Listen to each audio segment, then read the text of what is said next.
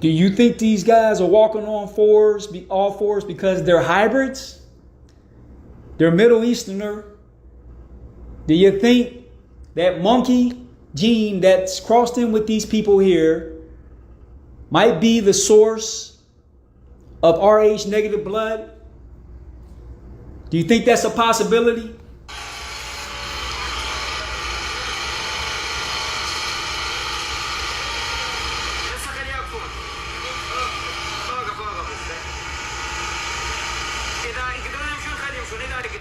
See, these guys walk around like chimpanzees. Why? Because they were crossed with a chimpanzee. And when you look at a chimpanzee, the chimpanzee is obviously got human DNA. Because it doesn't have a tail like a monkey, but it looks like a monkey. But it can walk on all fours. I mean, it walks on all fours, but it also walks standing straight up like a human. So do you think there was some hybridization between the monkey and the human? Let's jump back to this video here. Right here.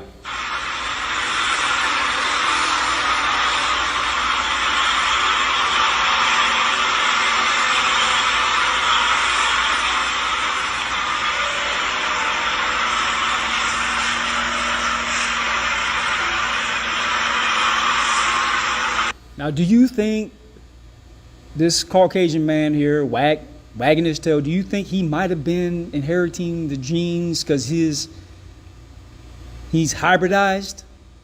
Okay, let's walk through this. He's wagging the tail, but he's also 2 to 5% Neanderthal, and chances are he has Rh negative blood.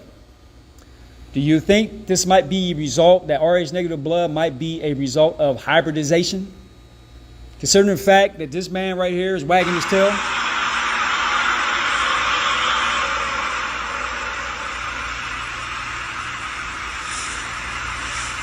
Do you think it's possible that this man might be hybridized with like a dog? Okay, this study is incredible because they found these dogs to be more human than wolf. Let me see. Do you think this guy right here might be more wolf than human? Hold on, man. Let's get back into this.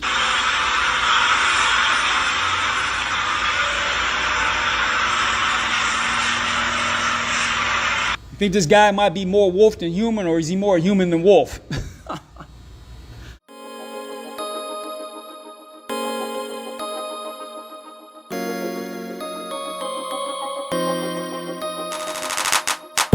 Thank you for joining us here at the Meddling Kids. Today we're listening to Brett Carr, 2001, aka Akah Ra Spiritual Warrior 1. That's his new YouTube channel. Brett Carr, I've been listening to Brett Carr for almost maybe 10, 12 years. I don't know exactly, but it's been quite a while. He's been doing this. They took down his old channel, which was chock full of information on genetic engineering, like complete breakdowns. They took it off. I really, really hope he puts them back. I hope he has them in his personal records. But stay tuned, because after he talks, I'm going to come in and tell you more about the Meddling Kids, more about myself, and what we're aiming to do here on this channel. Thanks for joining us. Make sure to like, share, and subscribe. The blood type. Do those with Rh negative blood descend from the giants? Are they hybrids?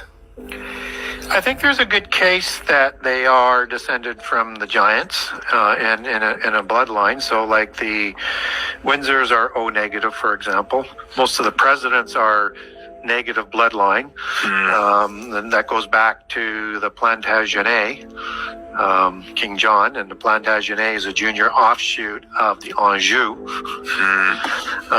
And so the problem, though, is Rh negative has been added, so to speak, into the mix of human blood, which in this case, by inference, would be Rh positive. So the definition of Rh negative is you're missing the D antigen. So you can't add something that's not there. But that's disinformation or partial information. So it's not the bloodline, it's the gene. And so the gens of the Plantagenet is the Plantagenista, the Planta gens. And just as the elven gens is the fairy gens, or the gene of Isis, or getting down to specific bloodlines, you're into the Elbe gens of the north in England, and you have like the Julia gens of the black nobility of Italy that goes back to Ares, who is the father of Romulus and Remus, Zeus and the Herculides Gyges kings. That's the Cretazens from the word Crete, where Zeus spent a lot of time. It's the gene that passes on the ability to produce the blood type. That's what's added, is the gene.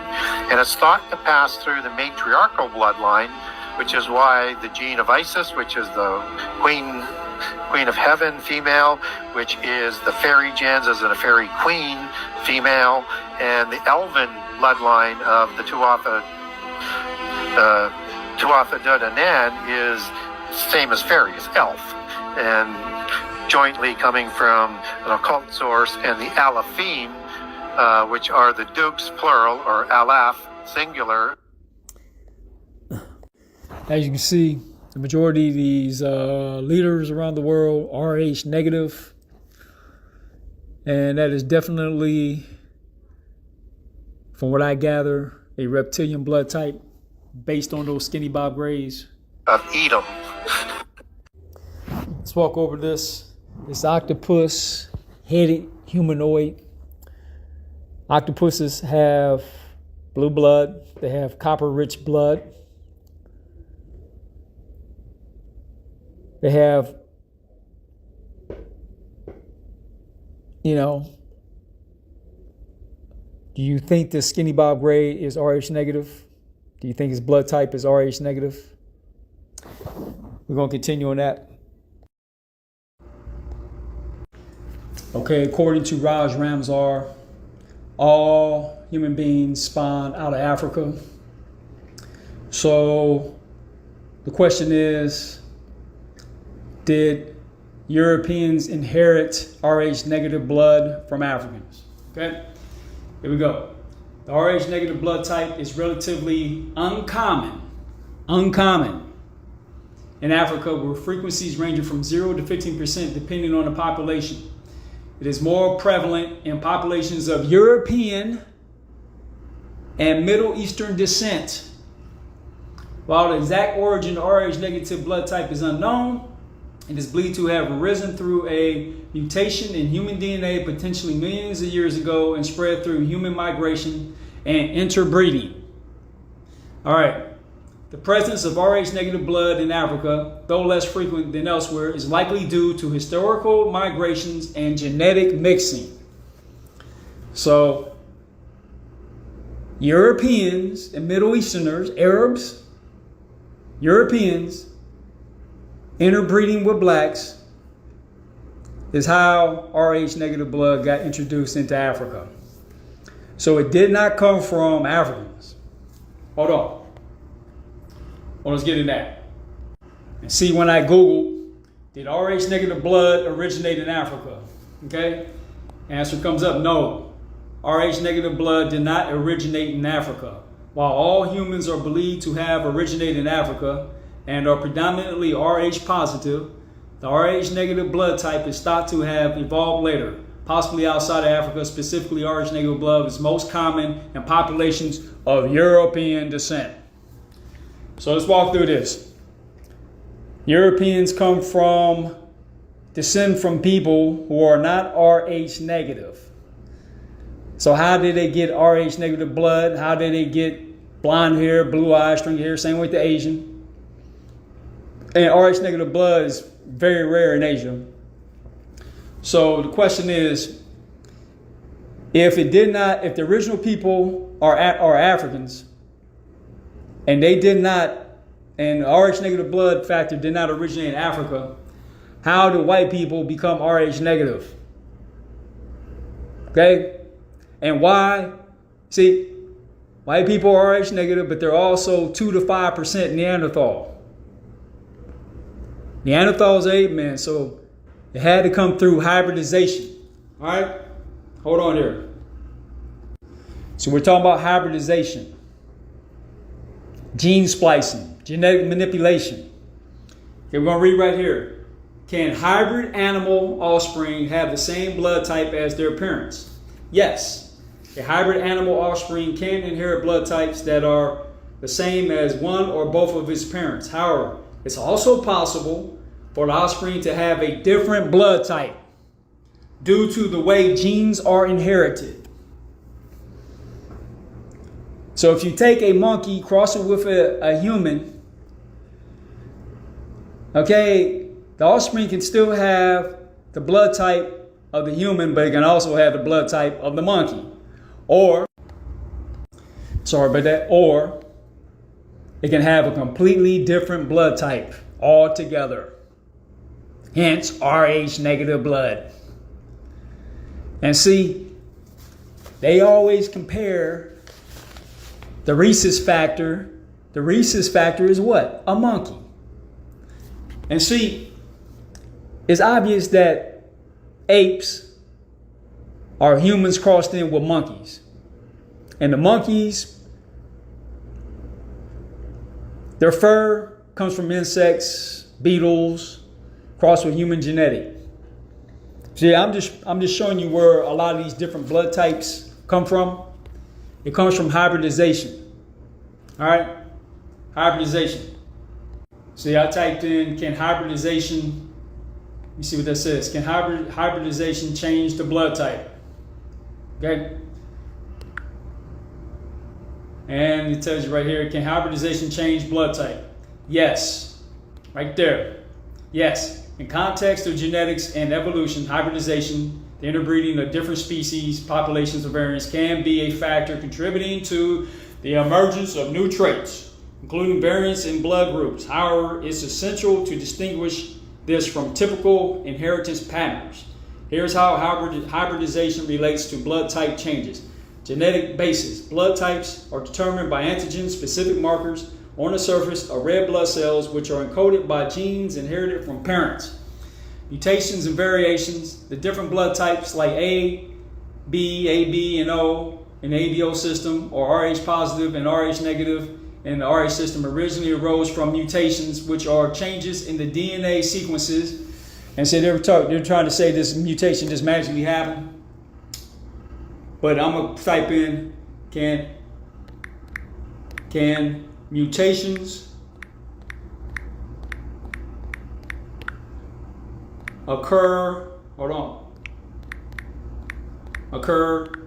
due to hybridization?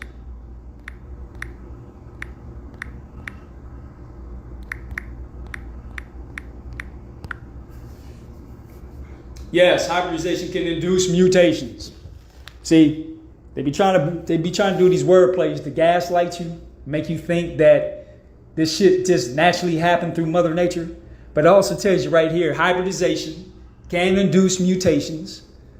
And see that West Huff and Puff Bible tart.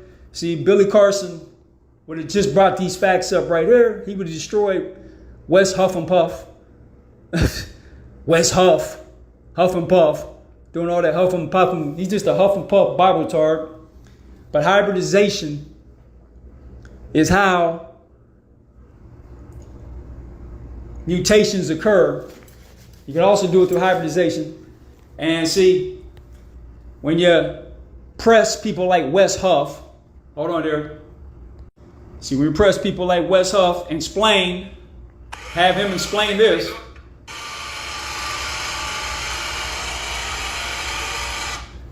Do you think these guys are walking on all fours because they're hybrids? They're Middle Easterner. Do you think that monkey gene that's crossed in with these people here might be the source of Rh negative blood? Do you think that's a possibility?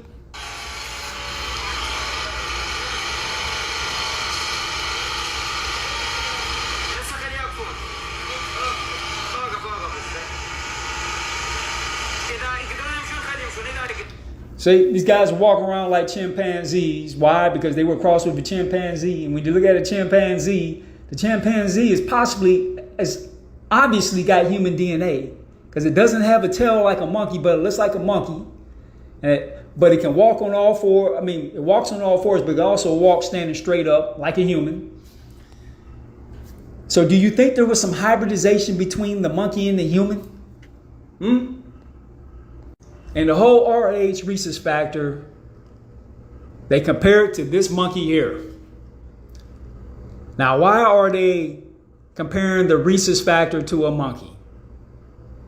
And why does this monkey have similar, what they call antigens as humans? Do you think this monkey might have been genetically engineered or hybridized from human DNA? It's just like a dog. See, dogs and wolves behave completely different. Okay? But a dog spawns from a wolf. Hold on.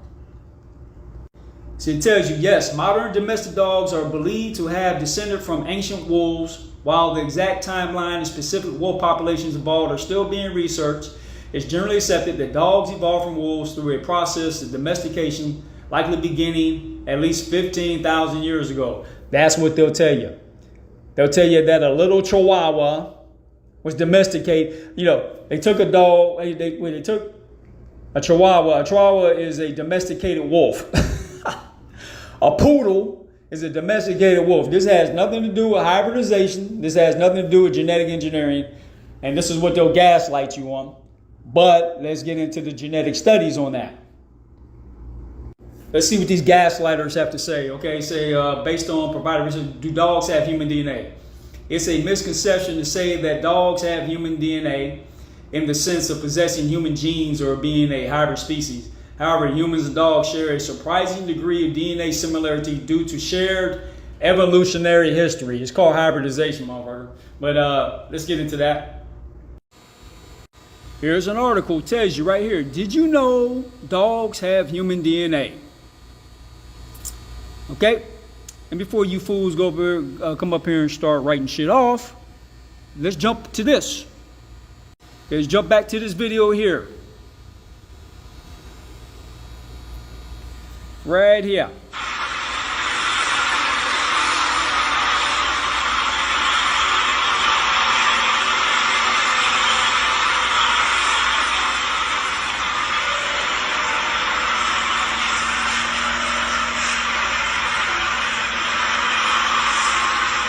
Now, do you think this Caucasian man here, wagging his tail, do you think he might have been inheriting the genes because he's hybridized?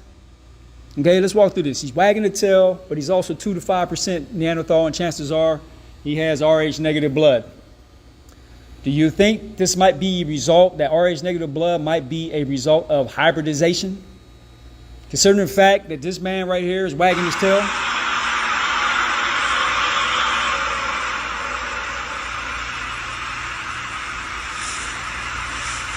Do you think it's possible that this man might be hybridized with like a dog? Which explains why a poodle, a chihuahua descends from a wolf. Because those animals were crossed or multi-species animals mixed in with human genetic.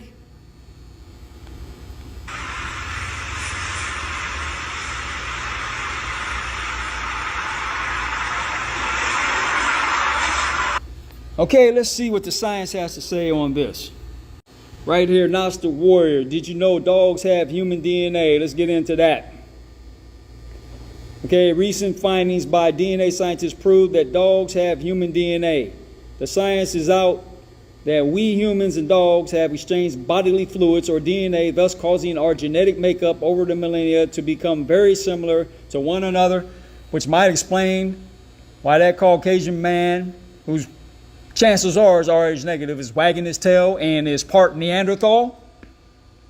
Mr. West Huff and Puff. Mr. West Huff and Puff. The Bible is true. See, Adam and Eve, Goes back 6,000 years, and modern Europeans popped up in Europe 6,500 years ago. Do you think that's a coincidence, Mr. West Huff and Puff?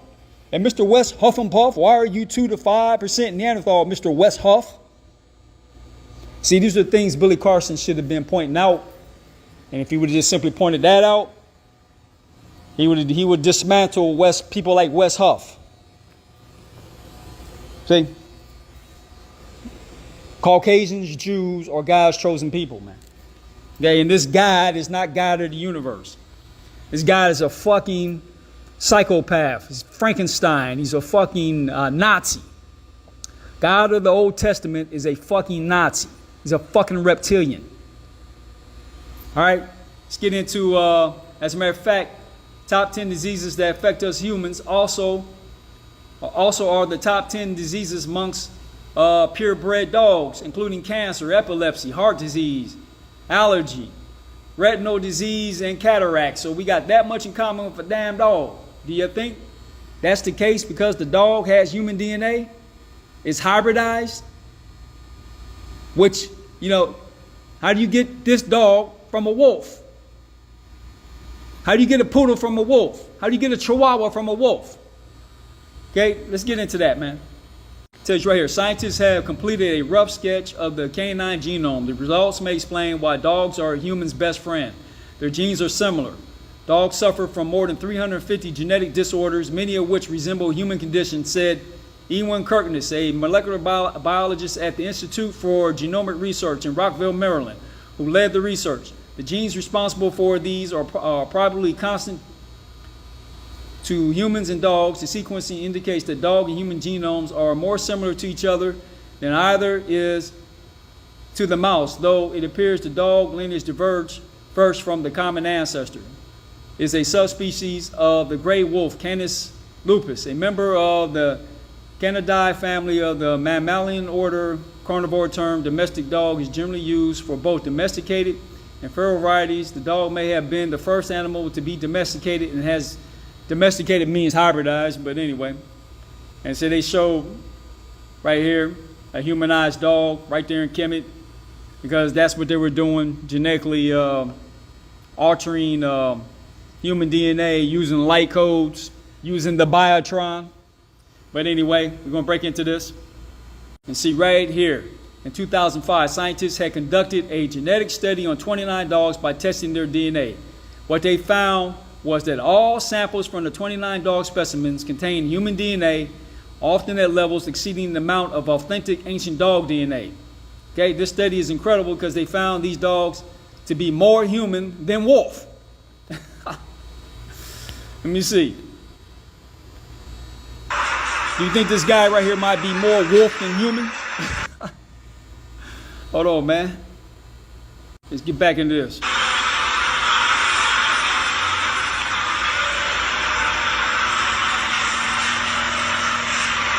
You think this guy might be more wolf than human, or is he more human than wolf? Okay, let's break this down, man. Okay, here's the genetic study on the 29 dogs. Here it is, this National Library of Medicine.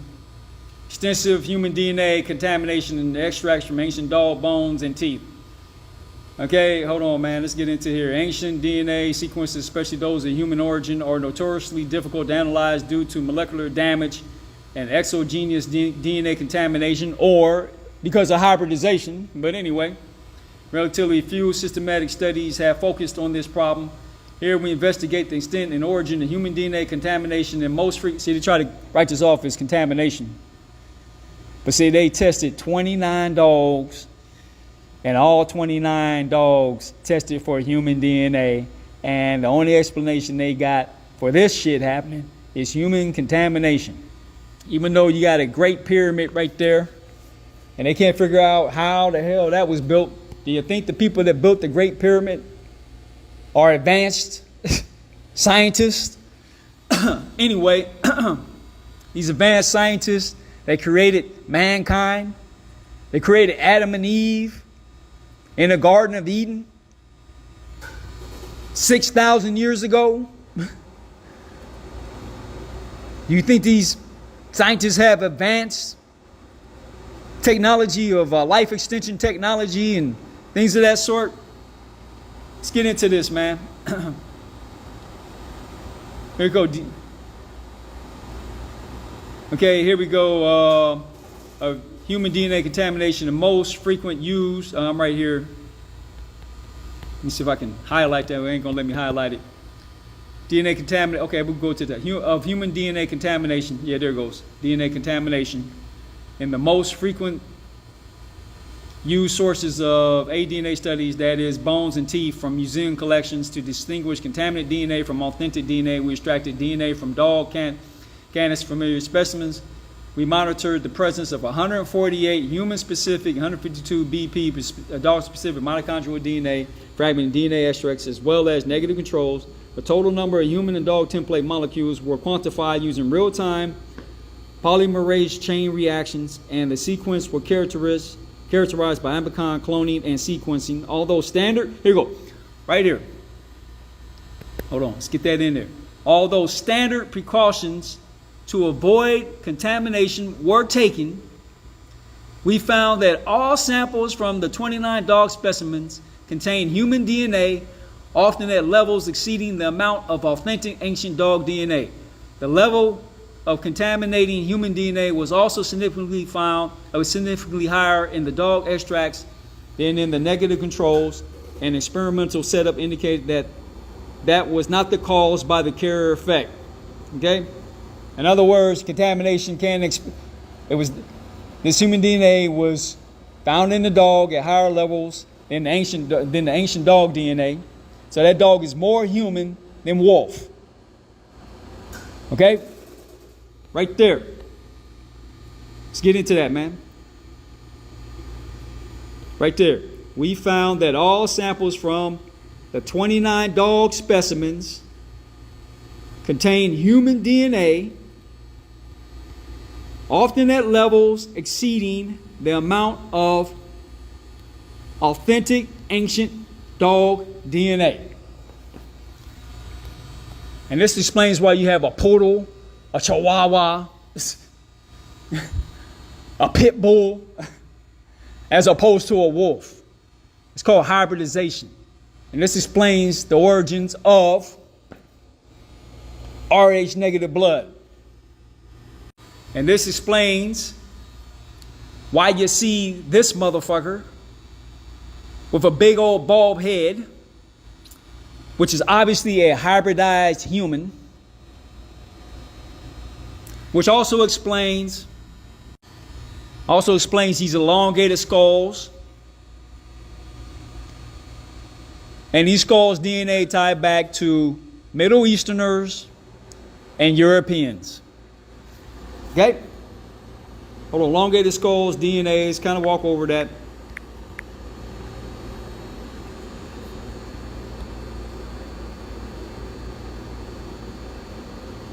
See,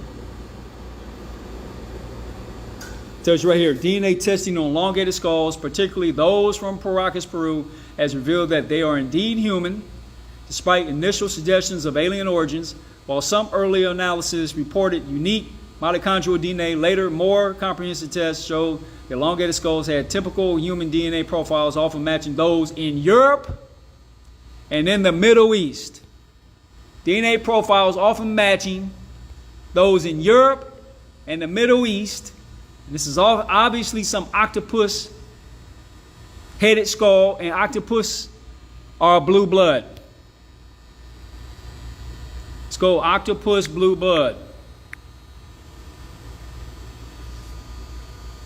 Octopus blood is blue. Right there. See that big old octopus head? And this right here tells you that big octopus head right there is the ancestor of the royal blue bloods.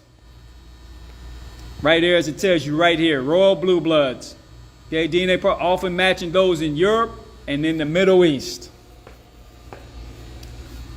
So, you know, I can conclude that this motherfucker is the ancestor of the blue bloods. Rh negative. The origins of Rh negative blood. They humanized this damn thing.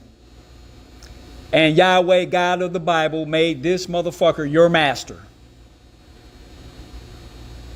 And this explains where the Jews come from and why Jews are part Neanderthal. And they descend from African people who have no Neanderthal DNA. Let's walk over that. See, I typed in, did Neanderthal DNA originate in Africa? Okay, no. Right there. No, Neanderthal DNA did not originate in Africa. Neanderthals evolved outside of Africa, specifically in Europe and Asia, from populations that had previously migrated out of Africa. Modern human Homo sapiens evolved in Africa and then migrated out of Africa, encountering and interbreeding with Neanderthals, which is a bunch of bullshit, which I debunked. Because back to what I said before, if an African left Africa, made with a Neanderthal, the offspring will be blind, will be 50% African, 50% Neanderthal. But they're telling you that black Africans left Africa, mated with Neanderthals, and produced blonde-haired, stringy-haired, blue-eyed white people that are 2 to 5% Neanderthal. Not 50% Neanderthal, but 2 to 5% Neanderthal. See, that tells you there was hybridization and backcrossing. Okay? Let's type in, what is backcrossing? Let's get into that. What is backcrossing?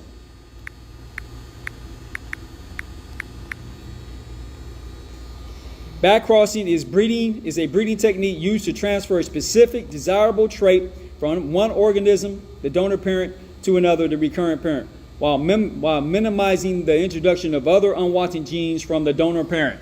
So in order to get rid of the tail, in order to get rid of those animal traits that they use when they cross human genetic with animals, they just take the hybrid human, the half ape, half human, and kept breeding it back with 100% human. Breed it back with 100% human. Breed it back with 100% human. Until the ape features, until the animal features get bred out. They just take, see, the way this works is you take a half human, half monkey. It's 50% human, 50% monkey. Breed it back with a human.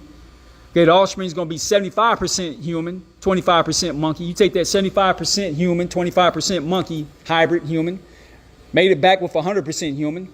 Okay, that offspring is going to be like 82% human, 18% monkey. You take that 82% human, 18% monkey, breed it back with a human. Okay, that offspring is going to be like 90% human, 10% monkey. You take that 90% human, 10% monkey human hybrid, breed it back with 100% human, and the offspring is going to be something like 95% human, 5% monkey. Hence, that explains how Europeans, East Asians, Aboriginals, East Indians, people from India, Native American Indians are 2 to 5% Neanderthal. It's called backcrossing. Got that, Mr. West Huff and Puff? The Bible is real, Mr. West. Jesus actually was real, even though letter J didn't come into the alphabet. The Bible is bullshit, man. You see, Billy Carson, this is what you should have did to take down West Huff, man. Okay? See that, Billy Carson? See, I'm telling you how to beat West Huff, this clown right here. This goofy looking motherfucker who's 2 to 5% Neanderthal. That's all you had to point out, Billy Carson. All you had to do is ask West Huff. West Huff, according to genetic studies, you are 2 to 5% Neanderthal. Now, if your Bible is truth, then how did you become 2 to 5% Neanderthal? And what does the Bible have to say about Neanderthal existing, Neanderthal DNA? And how did that Neanderthal DNA end up in your genetic profile, Mr. West Huff? How did Adam and Eve pass down Neanderthal traits to you, Mr. West Huff? Because according to genetic studies, Mr. West Huff, everybody on the planet comes from a sub-Saharan black African. And this sub-Saharan black African does not have Rh negative traits, nor does this sub-Saharan black African woman have Neanderthal DNA. So the question is, how did you get Neanderthal DNA in your genome? And don't give me this crap that black Africans left out of Africa, made it with Neanderthals, because the offspring would be half black, half Neanderthal. Not a black African mating with a Neanderthal, producing white people like you, who are only 2 to 5% Neanderthal. See, a black African, see, according to y'all stupidity, a black African leaves Africa, mates with a Neanderthal, and the offspring look like you, Mr. Webb Huff, at only 2 to 5% Neanderthal, but 98% human. Now explain how that happened. Explain the mathematics on that, Mr. West Huff. And see, right there, Billy Carson. Right there, your goofy ass would have shut his ass down, man. Simple as that. Because I'm tired of the gaslighting. I'm tired of the fucking lies. And I'm tired of people come out here making people look like they fucking crazy.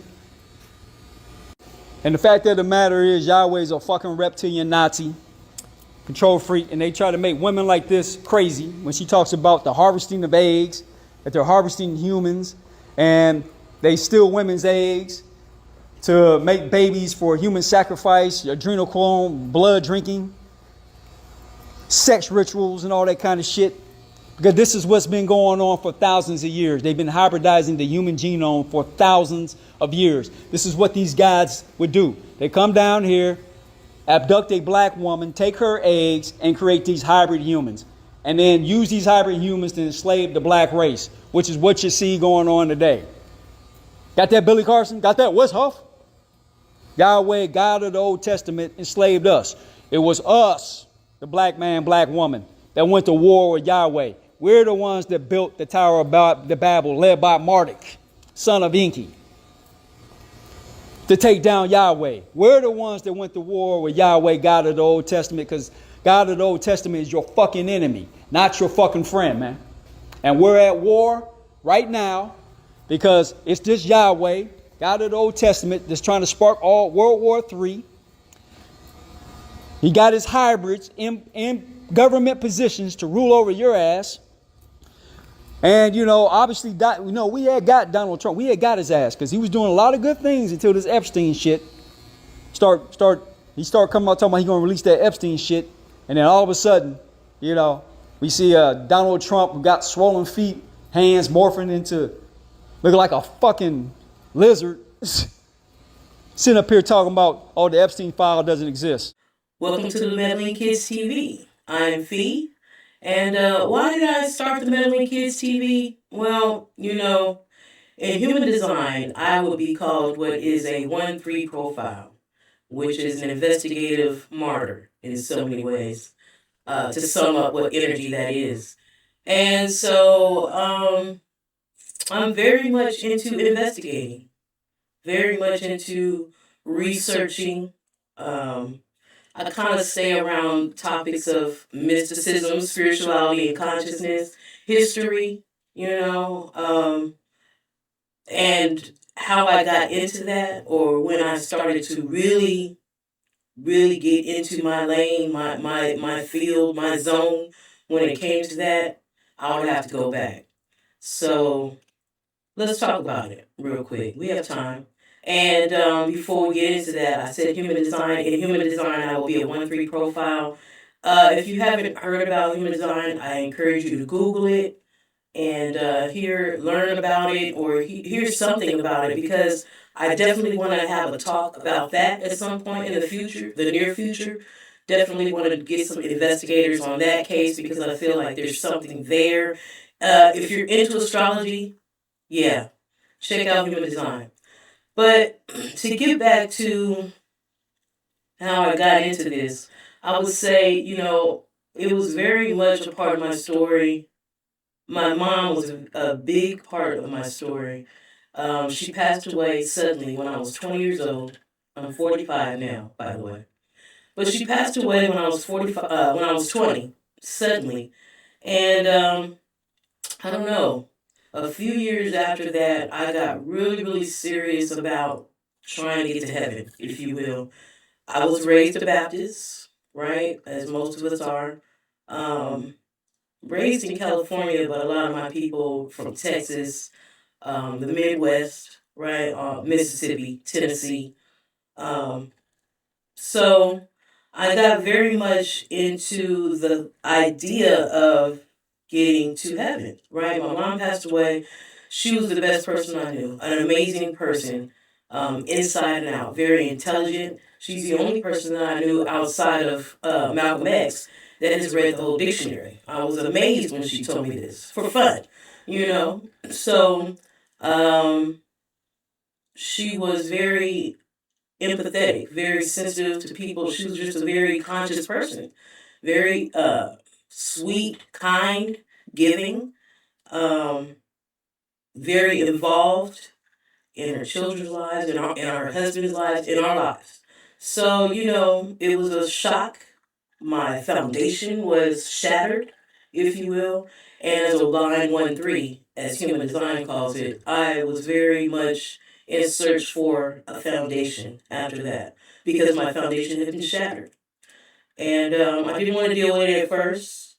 Took a few years, but definitely in my mid to late 20s is where I started to think deeper thoughts and mainly, what can I do to get to heaven? Now, of course, we all heard Jesus, you know. We've read the verse in Romans. If you confess, you know, if you believe and you confess these things, right? So, but I was raised in the church, and I'll just say that I wasn't really paying attention as much, probably, because I didn't read the Bible. Not cover to cover. I hadn't read the Bible cover to cover. We read passages, we're in church, we're hearing passages. You know, sometimes we turn to the verse and read it together. But to read it all, the whole story completely, no, I hadn't done that. So, excuse me, holding my throat, holding my mouth, holding my lip. No, I hadn't read the whole thing cover to cover. And so, honestly, my testimony is very long. I'm 45. I have so many stories to tell, particularly in hindsight, looking back. But I have a very strong memory and with details and all of that. So I know where, when, who was around, what I was doing. I know these things. And I could flesh this story out clearly. But I want to keep it short and simple. You know, over time, we'll grow together and we'll talk more. But what happened was a light bulb went off in my head, for lack of better words. A spark happened instantaneously. It was amazing, but I was in California. I was in San Rafael in Marin County, working at George Lucas's movie studio. I had a degree in radio and TV broadcasting. That's why I enjoy putting together these productions. I like to make learning entertaining in so many ways, visually, audibly. You know, I like to make good visuals, make it, and I appreciate the teachers on YouTube. I like to look at teaching as an art. I watch all these different conscious teachers, all these black conscious teachers, if you will, just in the community. And I have grown to learn to appreciate good teachers, people who know what they're talking about, people who can put the presentation together. It's clear, the timing is good, it's not lingering too long on unnecessary shit. The people have their stuff together, they have their visuals, they have their receipts, they have everything they need to show you exactly what they're talking about so you don't have to just visualize it or imagine it in your mind because we're talking about things that we normally hadn't heard about or learned about. So we couldn't imagine it in so many ways. But truth is indeed stranger than fiction, you know. So I like teachers like Brett Carr. Start there. I like Sanchez. There's plenty of teachers that I've listened to over the years. Plenty of them for 2 decades. So, but at the moment, and for the past few years, truthfully, the things that Brett Carr is saying and the things that Sanchez is saying have been giving me plenty of things to mule over, right? So, but anyway, back to my story. It was a light bulb. It just went on. I was in San Rafael working at George Lucas's movie studio, and I have receipts, as I always do. And I was nearing the end of the job, and I was considering moving down to LA. I had thought about it before when I graduated from college, but I hadn't made my way down to LA. I had made contacts. I had been in LA, but I hadn't moved there. I had stumbled across this job in George Lucas's studio. So now it's towards the end of this job, and I'm thinking about moving down to LA. So I'm on the internet looking for jobs. I'm on Indeed and all these different job hunting websites. Look for jobs, right? Put together my resume. And as I'm on YouTube, somehow I'm on YouTube. I don't know if I was on YouTube actually. And this was when YouTube and Facebook were very, very young. Like we were really just beginning. I'm gonna just put that also out there. But I was researching opportunities, housing down in LA, things like that, areas that I would want to live in. And a light bulb went off. I don't know what it was, but a light bulb went off randomly about conspiracy theories. I don't know exactly what the first thing was, but I immediately got on YouTube and I found that Zeitgeist video that was floating around on the internet long ago. I think it's still out there. I think they have other part 2, part 3s and things like that. I don't know. But I found the Zeitgeist all of a sudden. And from there, my journey led me into the Catholic Church and changing the Sabbath from Saturday to Sunday. And I started hearing about the Illuminati, right? Beyonce's in the Illuminati. All the Illuminati's all in music and in sports. I went down a whole rabbit hole in one day. I'm just sitting here researching all of a sudden all this stuff that I never even considered before. And I became a Seventh-day Adventist. Like almost immediately I became a Seventh-day Adventist. So my journey went from Seventh-day Adventist for a few years until I started finding problems with that, because though they were teaching about certain things, they were practicing it in all the churches, all the Seventh-day Adventist churches, all the way on up to the top. So I said, let me get up out of here. Somebody's lying, and I don't roll with lies. Now remember, I'm on a whole mission to get to heaven. I'm on a whole mission to get to heaven. So I'm not playing with anybody playing with the mission. I gotta get there. My mom is there. If anybody's there, she's there, right? And I gotta go. Period. It's unfortunate we're not together right now, but I gotta get there. So that's my whole goal. That was my whole goal. So I didn't have to argue with people. I didn't have to sit there and wonder too long why they breaking the rules. I gotta go. Here's why. And I make the argument up to myself, talk to other people, some other people, definitely my sister. I would talk to her about it because we were on this journey together. So I would say, hey, I can't rock with the Seventh-day Adventist no more. Here's why. We talk about it. Yeah, this is the evidence. And we just keep it moving. And I just kind of stopped going to church. Amazingly enough, after I stopped going to the Seventh-day Adventist church for a while, a few months, the pastor of the Seventh-day Adventist church, a Caucasian man, married to an Indian woman, East Indian, he came to my house and brought me a check. The check was all the tithes that I had tithed to this church the whole time I was there for like 2-3 years. I was like, wow, thank you so much. He gave me my tithes back. I was tithing. I had never in my life tithing. But when I became a Seventh-day Adventist, I started tithing. Well, I tithed as a Baptist. We were kids. I was under the age of 20, right? So we were definitely probably under the age of 18, to tell you the truth. But we throw money in the basket when it came through. But to really tithe, like I'm really tithing. I'm putting very much conscious thought into this. I want to support this. So he brought me my tithes, a check with all the money that and a receipt showing all the tithing that I had, the dates and everything, and amounts that I had tithed. Their accounting was very much on point, I'll say that. So thanks to the Seventh-day Adventist Church for that. So before I found a new place, I was just doing research on my own. I don't ever have a problem researching on my own. So I stopped being a Seventh-day Adventist, and I was just doing my own research maybe for about a year and a half, 2 years. Yeah, about 2 years.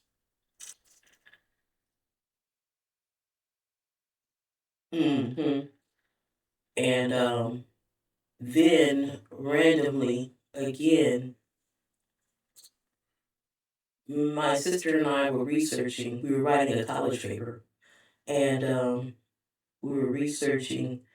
And while we were researching, we ran across the Hebrew Israelites, GOCC, explaining that Black people in America and more are Hebrew Israelites. So I went down the Hebrew Israelite path for about 5 or 6 years, and made videos. They're here on this channel right now. Some of the videos, almost all, they only took one video off. I think that was The Future of the Negroes Part 3, for copyright issues. I have it in my personal files, but they took it off YouTube. Other than that, all videos I made, and you'll see what I focused on, concentrated on. For me, I'm not interested in reinventing the wheel.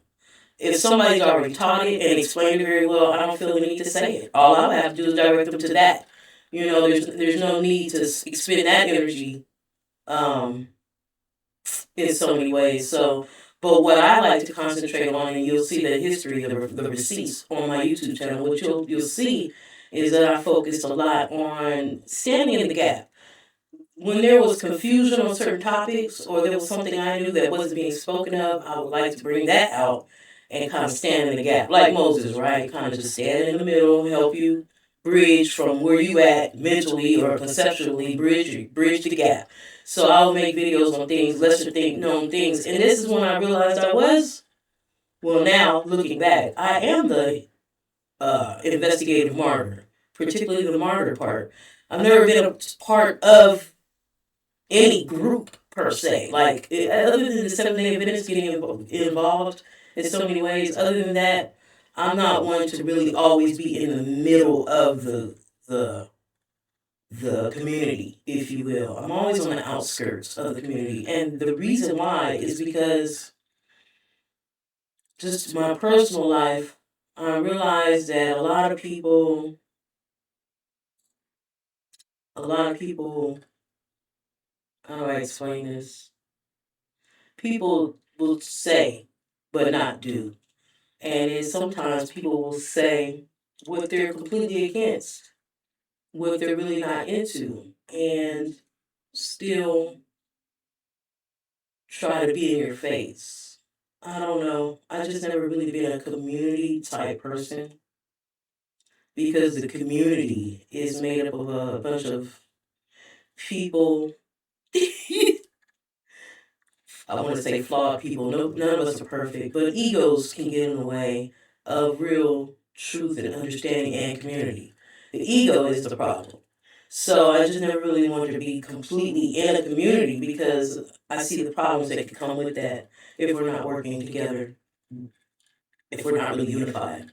So, and then also the primary issue is that I see everything around me. I'm very perceptive. I'm perceptive to things that's not being said. I'm perceptive to the things behind the written in between the lines and behind the scenes, what you're not saying. You know, I can feel the energy. So I have a very strong memory. I can comprehend very well. I do not have a problem comprehending. I'm a reader. I'm a person who's a truth seeker, right? And so I can very quickly detect holes in what's being said and done, very quickly move up the ladder, if you will.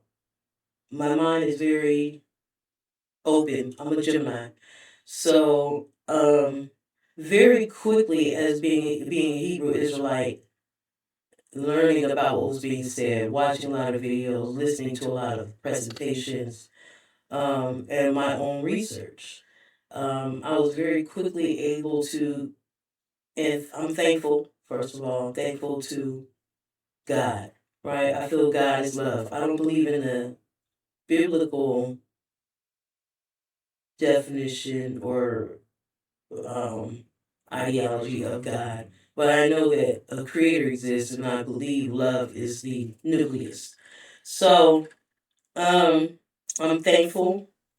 Very soon, I gathered, or what was gathered amongst me magnetically, was a group of people who were very much interested in truth seeking as well. I just want to know the truth. I don't care what it is. I'm not too attached to anything, particularly any lie. So if you tell me the truth, bring your receipts, I'm on with that. That's where I'm going, you know. So I very quickly, what was assembled amongst me were other truth seekers, other Hebrew Israelites at that moment, at that time, who were into seeking the truth. And together, we did a lot of research. I mean, hours. From like 6 in the morning to like 6, 7, 8 at night. The lights would go out. We'd light candles and read. You know, so it was an amazing time. I have no regrets of being a Hebrew Israelite, no regrets about that walk in my life. I grew out of it very quickly because I started to see holes in what was being said. And so I made videos, we made videos together on these holes. You know, just kind of, hey, well, what about this? And very shortly after learning those things and going through that aspect of my journey as a Essene, as a priest in the order of Melchizedek, you know, very quickly I was led in another direction outside of religion, outside of the box, right? So I'm outside of that. I don't feel like I'm lower than that. I don't feel like I descended back into sleep state. You know, I feel like I've climbed up out of that, and there's still always more to go. So I'm just continuously searching for a better perspective, a higher perspective, and that's what I'm about, and that's what we're doing here at the Meddling Kids, right? We're investigating these cases. We want to look into them. We want to talk about it too, you know, because some people might have a different perception of other things, and that's the only reason. That's the only way we can really figure things out is with the help of each other. Some people, we all have gifts. Right? And I think that if we start to learn who each other's gifts are, then we could probably put people properly in their place and we can better work together to attain our goal. We're building here, is what we're doing. We're building. We know the colonizer has tore down, right? These are the book burners. These are the people who raided the ancient libraries, right? These are the people that rewrote history, fake timelines, even, right? I mean, we got to get into that. We're going to talk about all of that here on the channel because I like what Karimio was saying about Flamenco, this Russian who wrote a long, long volume of books explaining how the timeline has been altered. So we're going to get into that. Flamenco, Fomenko, I believe, Flamenco. And Karimio is one of those, I think he's a Hebrew Israelite. He's not, regardless of what people have to say about it or about him. I enjoy research. I can separate the research from the message from the messenger. So I don't have to get all into the opinions about who he is and what he's about. I'm looking at the receipts. I like what I'm hearing about Flamenco. I haven't finished listening. He has 2 parts on that topic, so I haven't finished listening. We'll get into that here on this channel as well. We have a lot to discuss here on this channel, and that's why now is the time for us to go ahead and make these videos, right? We're the Meddling Kids. We've been the Meddling Kids, right? And I think this is a good way to go about it because when you think about the Meddling Kids, it's kind of like your childhood. You're kind of reverting or being authentically you, who you were as a child, right? Before all these social constructs, all these things that we're told we should and should not do. You don't think this way, you don't think that way. This is what this is, and this is what that is. When you were a child, and you had childlike wonder, just that childlike empathy and sympathy and love for other people. You weren't even seeing colors per se. You heard about it maybe, but you weren't really focused on those things. You didn't care. You just wanted to play, explore, and catch the bad guys, right? Scooby-Doo. We all watched Scooby-Doo. We watched DuckTales, right? We watched a lot of kids. Where in the world was Carmen Sandiego? Right? We were reading Where's Waldo? We were over here looking for Waldo. I mean, we were very much into solving the mystery and finding the bad guy, snatching the mask off that bad guy. This is the guy. You know, look, he's not even a monster. This is just this guy right here. And we're gonna whoop his ass. They'd always take him to jail. Yeah, but what rulers, the people in control of all this, are they going to jail? These are the ones that built the jail. They didn't build it for themselves. So we're gonna have to build our own jail. Right? But right now we're in the phase of gathering together the evidence. We're getting the receipts together. We're bringing out the story. We have to correct history. We have to correct timeline. And then very clearly we can point and see who exactly has done this shit. Seven Bomar has a great video where he used his Sybil AI and it pulled up a list for him of who exactly did this. And it led him to the Royal College. It gave him names of all these Masons and people who started the books, who created the encyclopedias and the dictionaries and the curriculum, your history and science, who started science journals and things like that. We got to bring that up. So I'm going to pull a clip of that. I'll post that as a short or something like that. Or we're going to bring all these receipts, is my point. The Meddling Kids are here. We're not going nowhere. We're 10 toes down, and we're very strong with this. We've got decades of practice. We're masters at this, really. And Brett Carr is somebody that cannot be denied. We got to talk about it. We have to talk about Brett Carr and what he's saying. And here's why. When I was a Baptist, I thought Jesus was white. And as I became a Seventh-day Adventist, I still thought Jesus was white. I was understanding a little bit more of what the mission was, what that mission was. And I said, I don't even care if he's white at this point. I'm in my 20s, right? I'm in my late 20s. And I'm like, I don't even care if he's white. He's the coolest white guy I know. Period. Right? So, finding out we were the Hebrew Israelites, or the way the Hebrew Israelites got me, were able to get my attention anyway, was saying, hey, Jesus was black. And in fact, everybody in this book is black. White people, white skin is leprosy. It's a curse. Everybody in this book is black. They only have white skin if they were cursed with leprosy. So I said, where? Show me. And, don't worry about it. I know how to read. I don't even have to buy a Bible. I got a Bible. I got plenty of Bibles. So I didn't have the King James Version Bible, but I had Bibles. I had my mom's Bible, right? My mom passed away. I had her Bible. And my Bible from when I was a church-going Baptist Christian. So anyway, I just reached in and I got my Bible, started reading it, listened more to what the Hebrews said, went ahead and bought me the King James Version Bible because I understood what they were saying about transliteration and this, that, and the third. Through my walk, I bought a Tanakh, I bought a Septuagint, and I'm going through the Masoretic texts and the Septuagint writings, and I'm seeing, and I started to bring these things to the Hebrews, the Hebrew Israelites, particularly the camp leaders. I would bring this information to them, and they would laugh. So at that point, and then more things, because we, as a crew, my group, Luke 21, yes, as our group, we read the book of Josephus, the whole book of Josephus, cover to cover, together. Every day, we were up at 6 in the morning in the summertime. This was back like in 2015 or something like that, 2014. That whole summer, we read the book of Josephus, cover to cover. We will switch turns, and we read that book.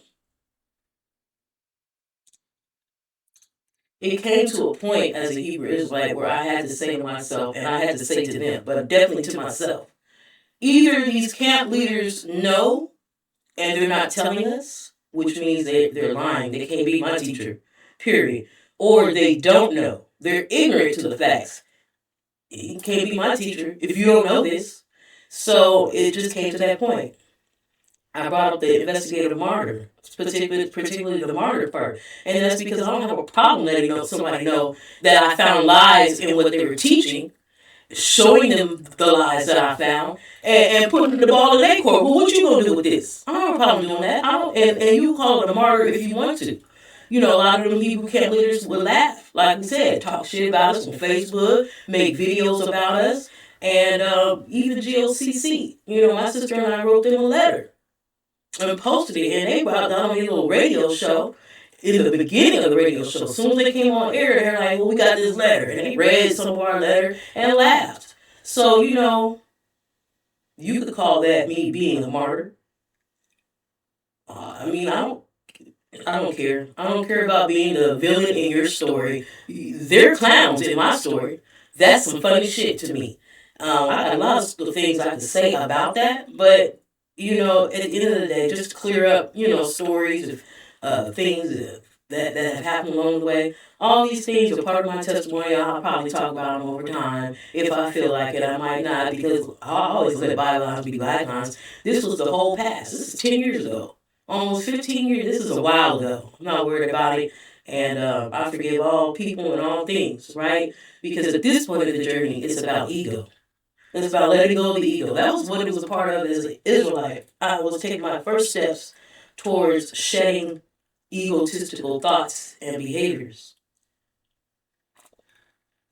Anyway, talking a long time here, but I needed to get out some of this testimony on why we're doing what we're doing, and why I'm very much into this. And I want to let you guys know that you too can be a meddling kid. You know that. Really, what I want you to do is send me your video, send me your audio, send me your testimony, your story. Let us know why you too are a meddling kid. What made you had no other option but to be a meddling kid. I have nowhere else, no other option but to be a meddling kid. The reason it started was because my mom died. I had to get to heaven. So I had to get rid of all the lies going on around me so that I could focus on what was true. Right? Maybe those things changed over time, but the mission is still the same. And I have no other route to go but to be a meddling kid. I'm a lot of things. I do a lot of things. But this one thing I also do, and I've been doing it for a long time, and I'll never stop doing it.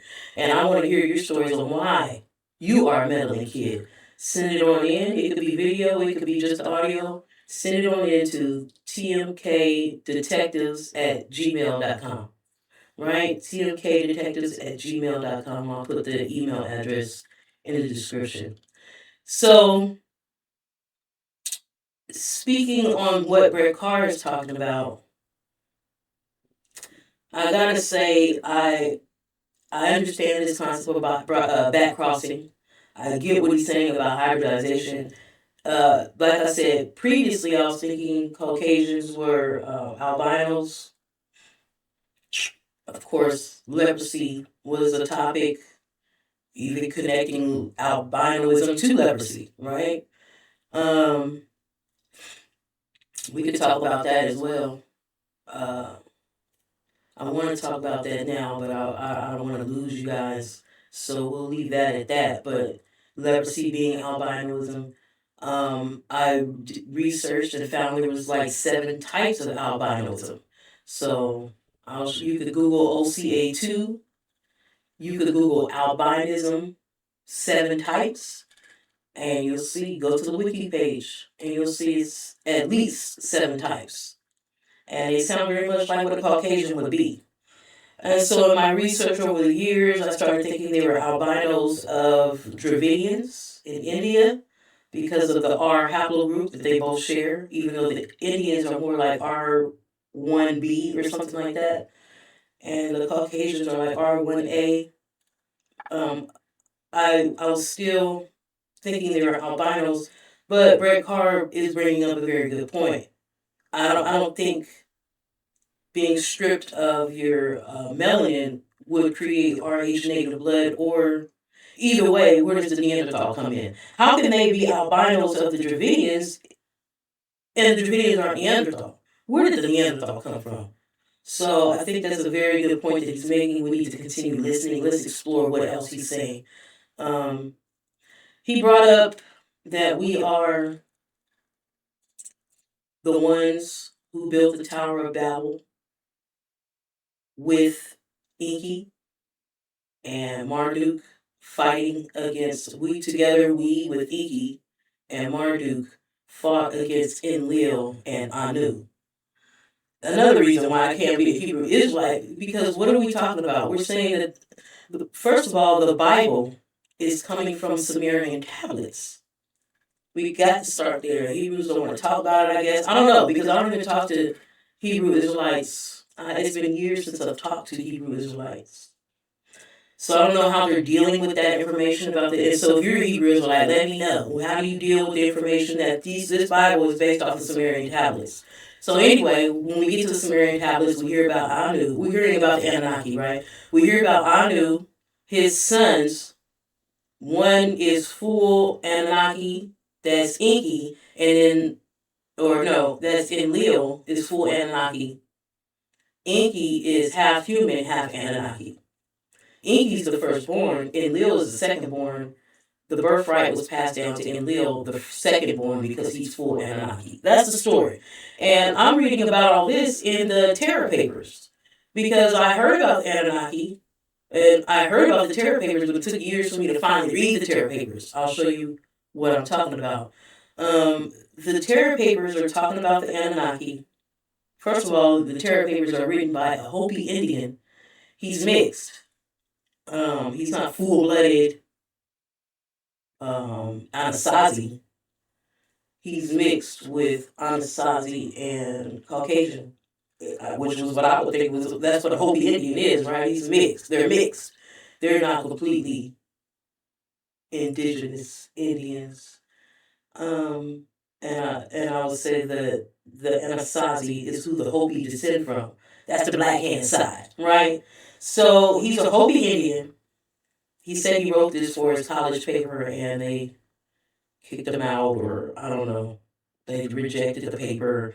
I don't know. So, but in this writings, I suggest you read it. It was very interesting to me. The story was incredible. What are we talking about? This is mind blowing. But the receipts about the language, Egyptian language and all that, that pulled me in even more. So, in the Terra Papers, what Brett Carr is talking about is what's being talked about. Talking about, he said, we, black people, to be specific, I guess he's saying sub-Saharan Africans, fought with Inky and Marduk, his son, Inky's son, against Enlil and Anu. And he's saying Enlil is the God of the Bible. Yeah, I don't have any dog in that fight. I can't disagree with that. That's what I was thinking.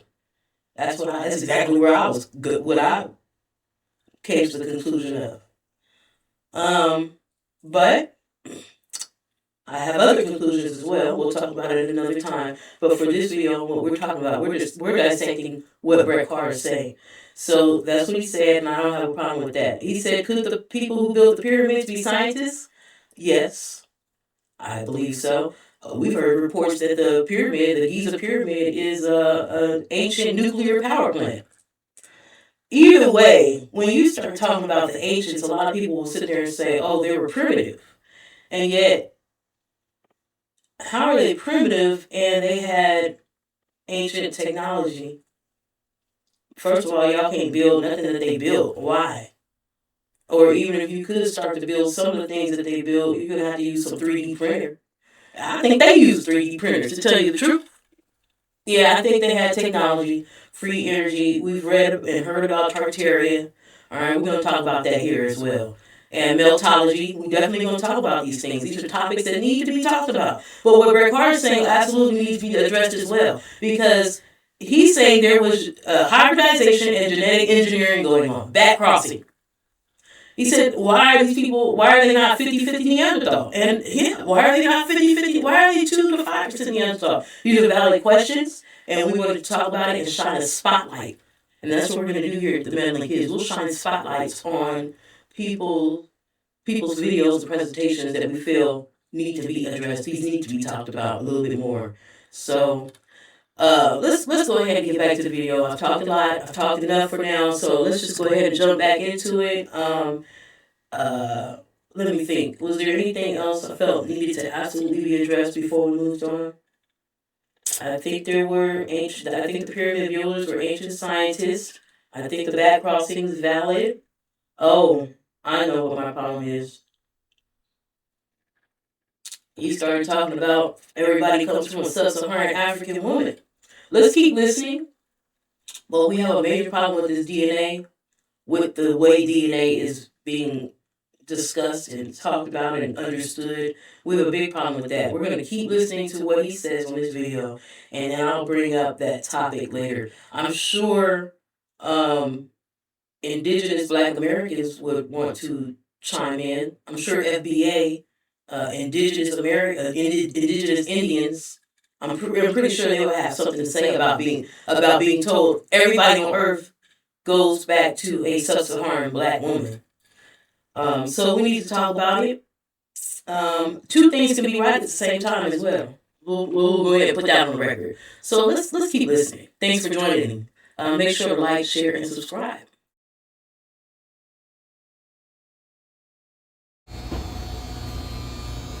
Most individuals of non-African descent, including Jewish people, carry a small percentage of Neanderthal DNA in their genomes, typically ranging from 1 to 4%. This is due, see, here they gaslight me. This is due to interbreeding between early modern humans and Neanderthals that occurred thousands of years ago, likely after modern humans migrated out of Africa. See, more bullshit. But it tells you right there.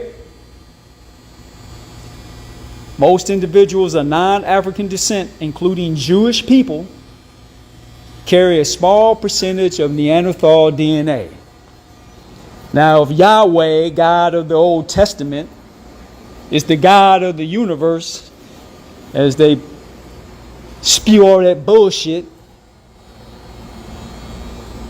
if he created man in his own image, as they say, in his image or whatnot.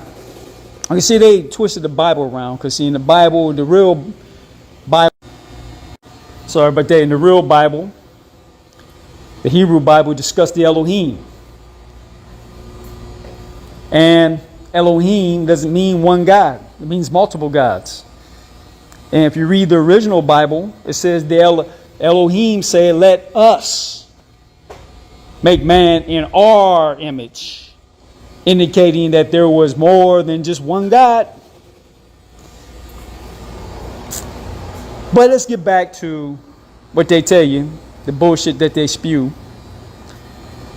If the Jews are God's chosen people, and they descend from Adam and Eve was in this Garden of Eden, and God created Adam and Eve, and created Eve from the rib of Adam, who is this God? And why is the people that he created 2 to 5% Neanderthal? And how did they get Neanderthal genes if Neanderthals died off before the creation of Adam and Eve?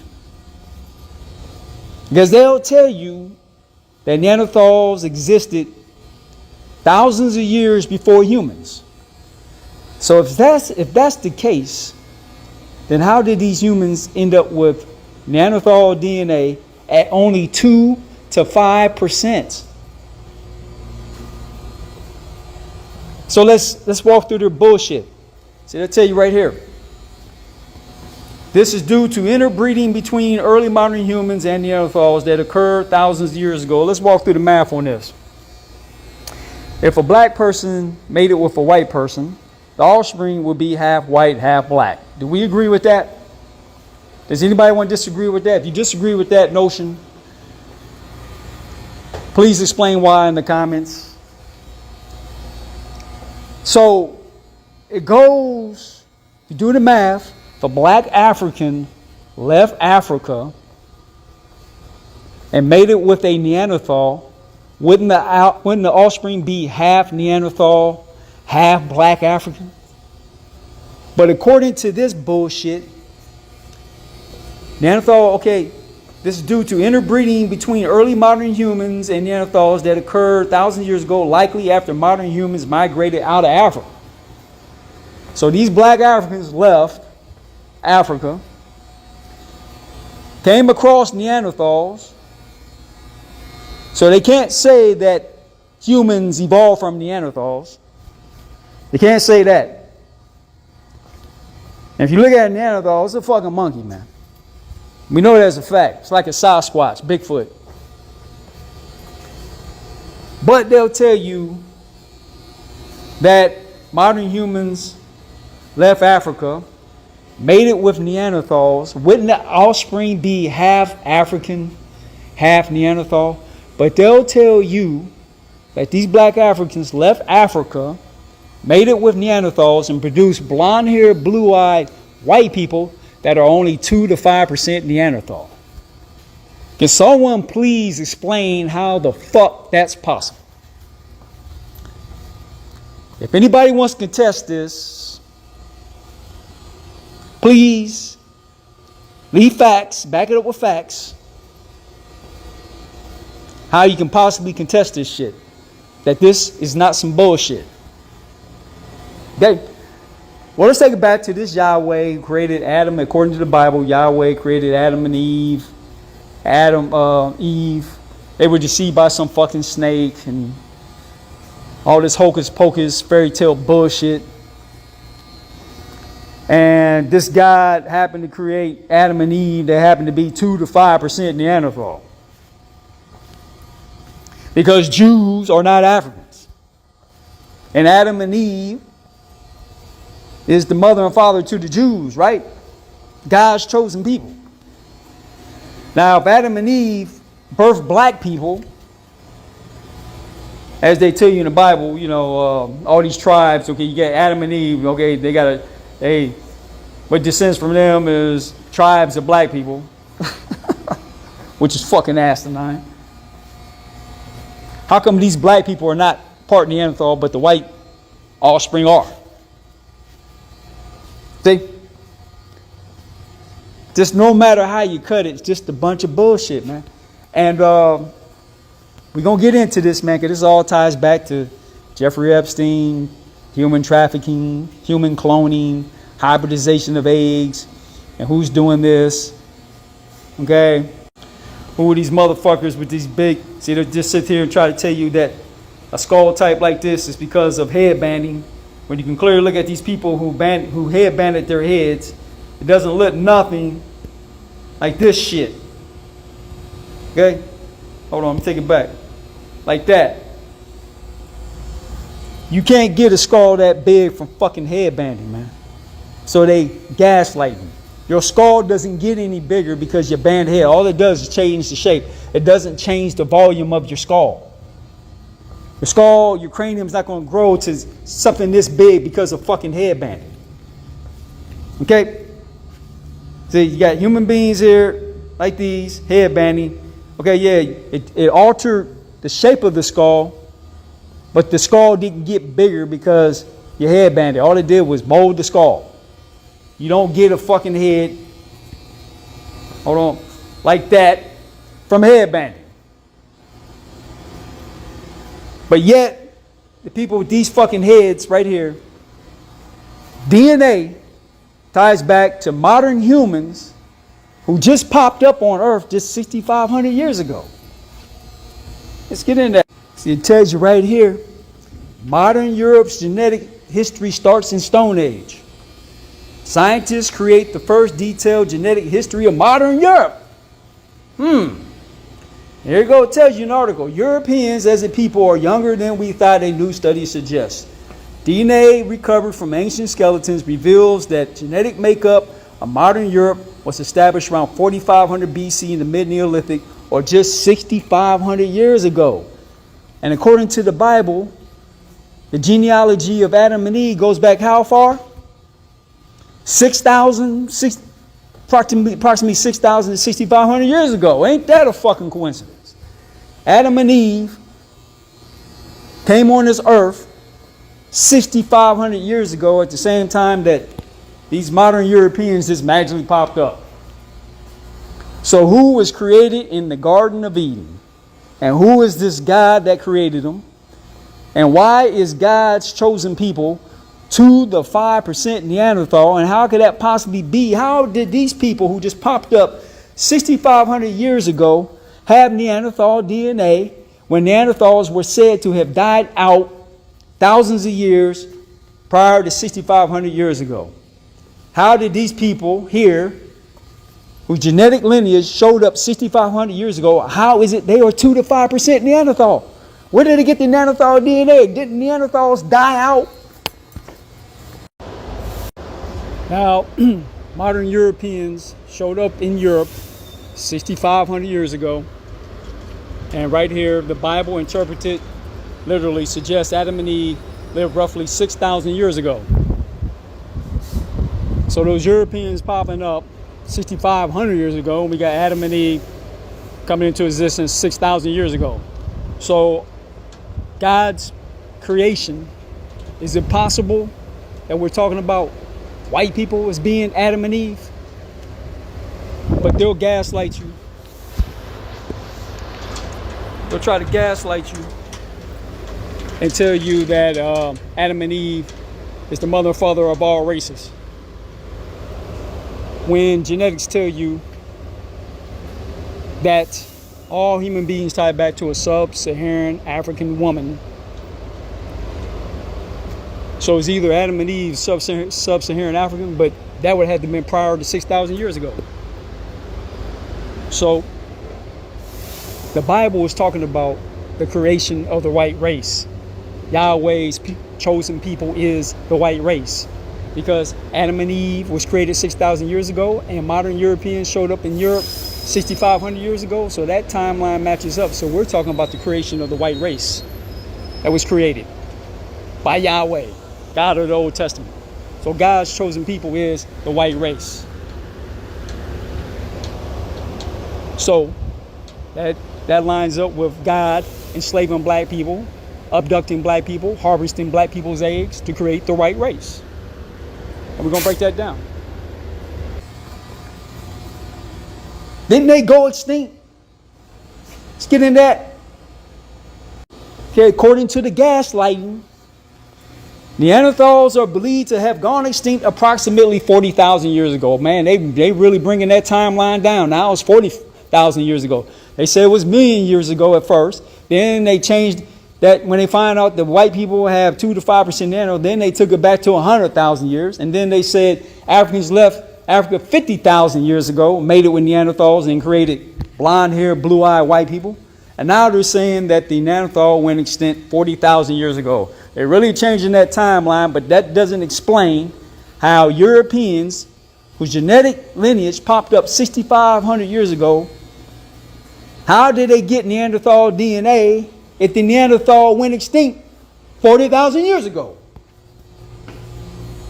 This is all gaslighting, people. See, this is hybridization. This is gene manipulation. And see, the God that created Adam and Eve, genetically engineered Adam and Eve from a Neanderthal, and these Neanderthals never died out.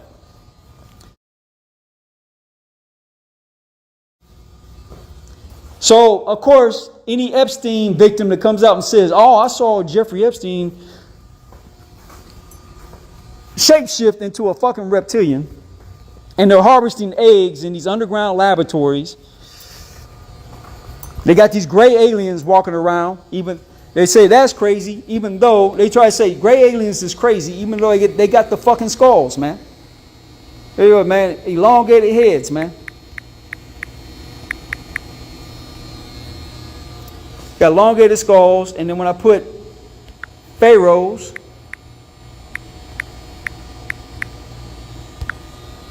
okay, there they go. Gray alien heads, man. They got statues of this shit. Right there. But they'll sit here and say that this is some bullshit.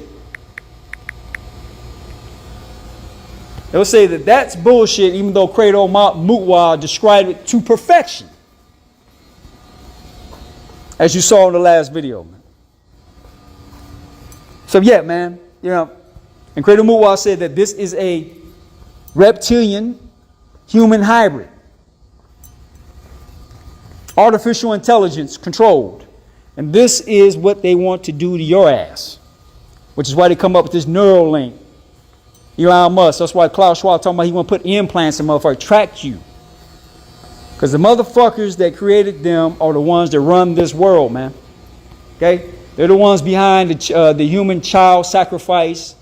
They're the ones behind the child trafficking. There's all these elites.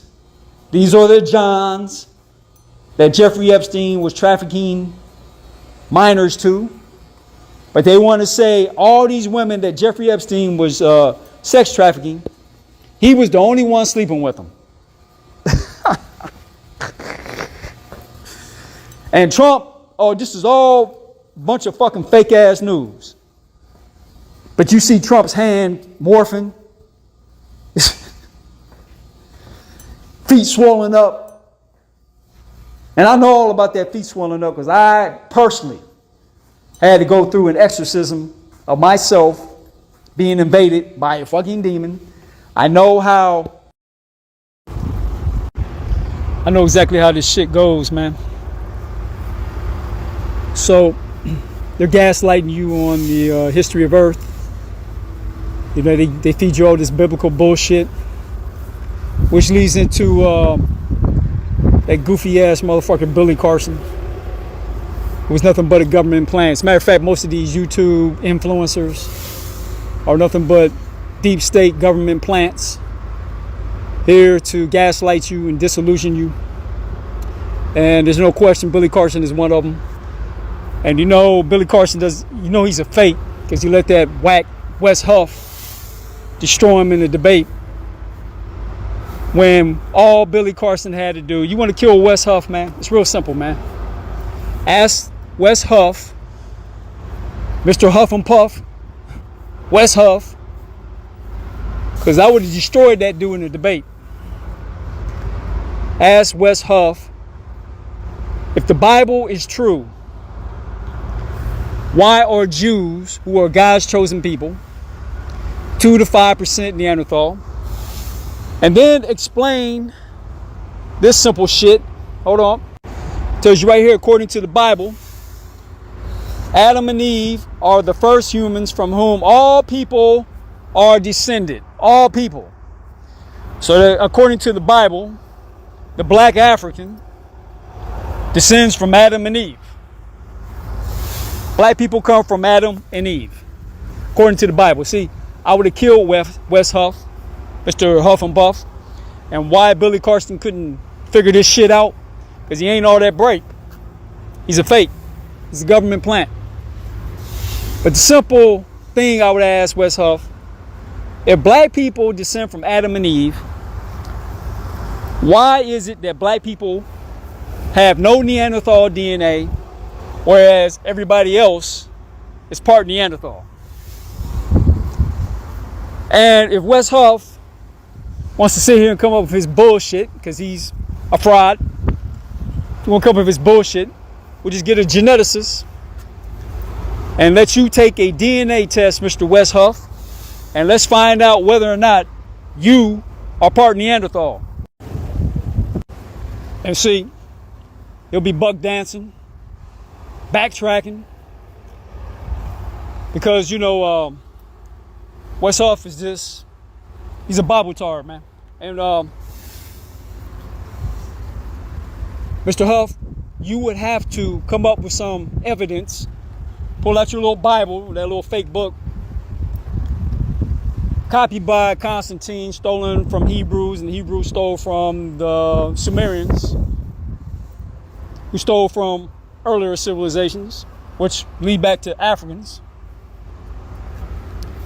Where did the Neanderthal come from? Did Neanderthals exist, Mr. Wes Huff? And why is it Neanderthals have human DNA? See, simple questions, man.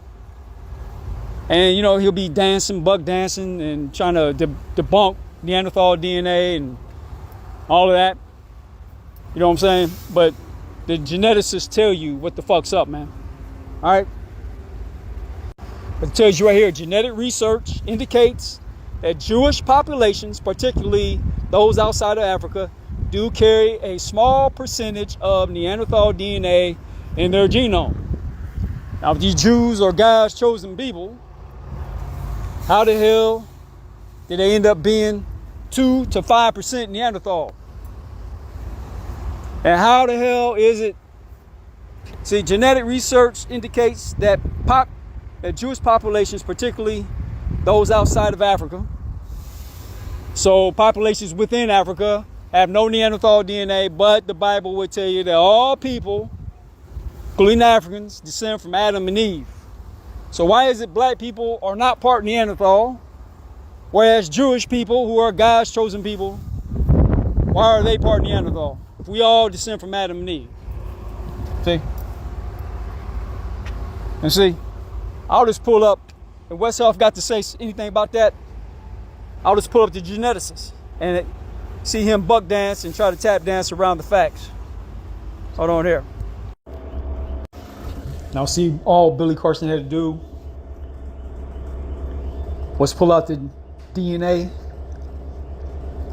the genetics, and that tells the truth about what's really the real deal. And that this crap that they promote in the Bible interpreted literally suggests Adam and Eve lived roughly 6,000 years ago. However, this is based on specific interpretations of biblical genealogies, and other interpretations exist, placing them much further back in time, potentially tens or even hundreds of thousands of years ago.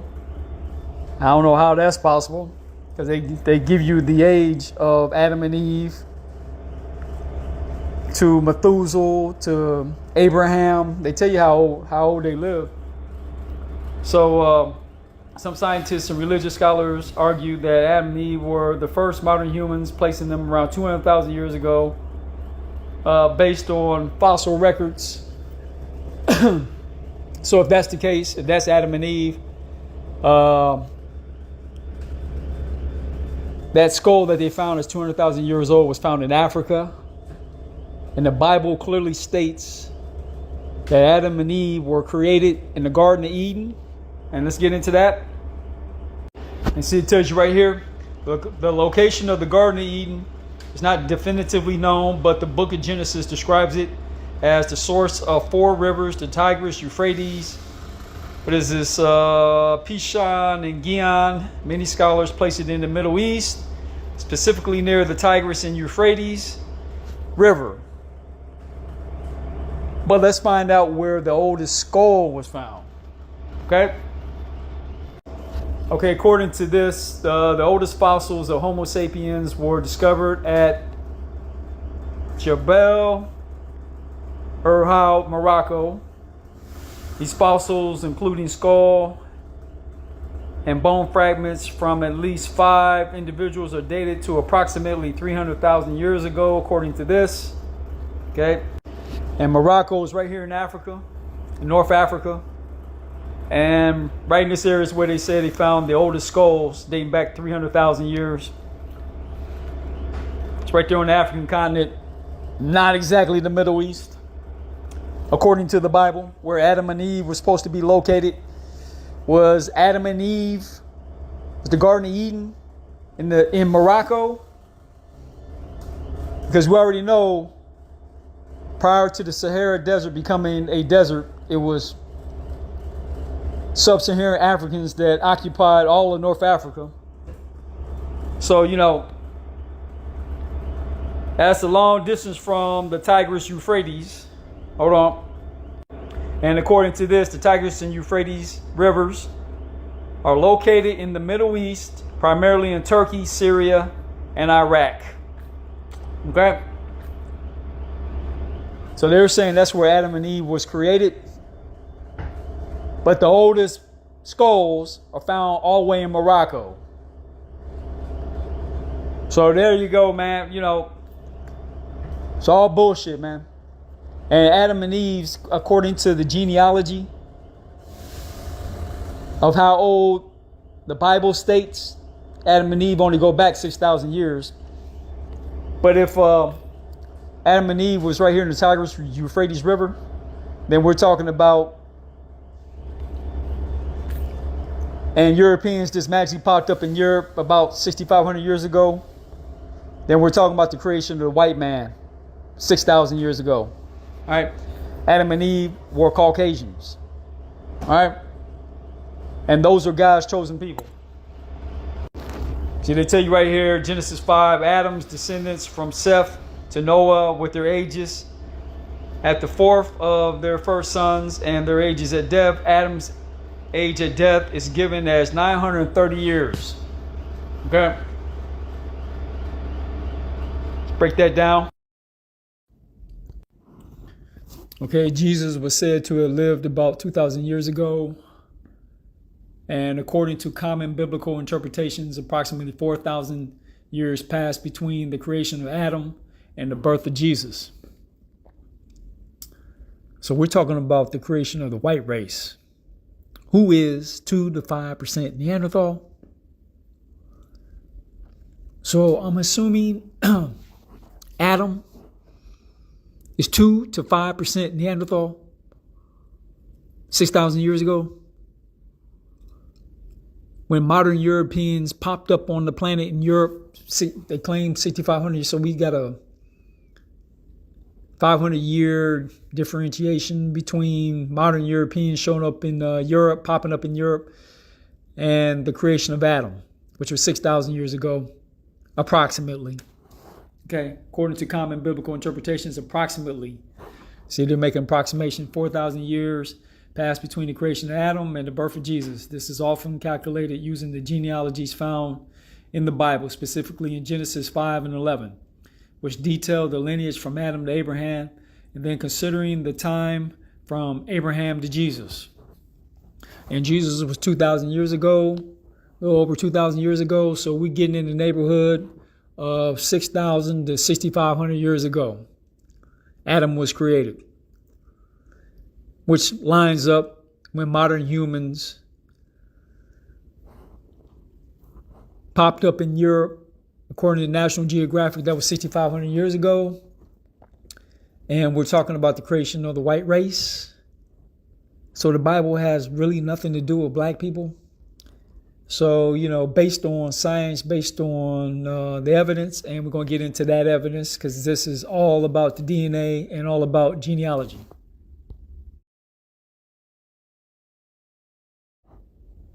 Let me see, let's take this back. Did black people hold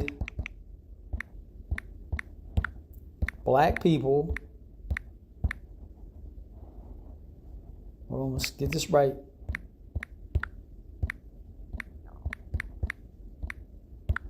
Come from Adam and Eve?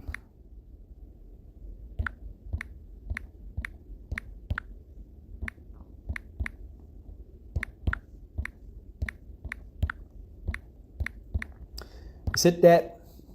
Yes. There it is right there. Yes, according to the Bible, black people, like all humans, are descendants of Adam and Eve. 6,000 years ago. That's when black people came on earth, even though the oldest skulls that they dug up are dated to be 200,000 to 300,000 years ago in Morocco. And those skulls had to have been black people. So is Adam and Eve black? Were they created in the Garden of Eden?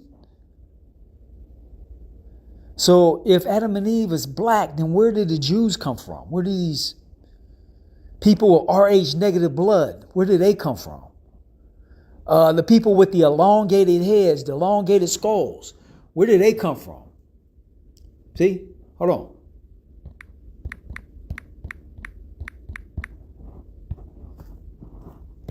These people here, where did they come from? And how did people with these type of heads birth people that have a regular modern human skull? How do you go from this skull to a regular modern human skull?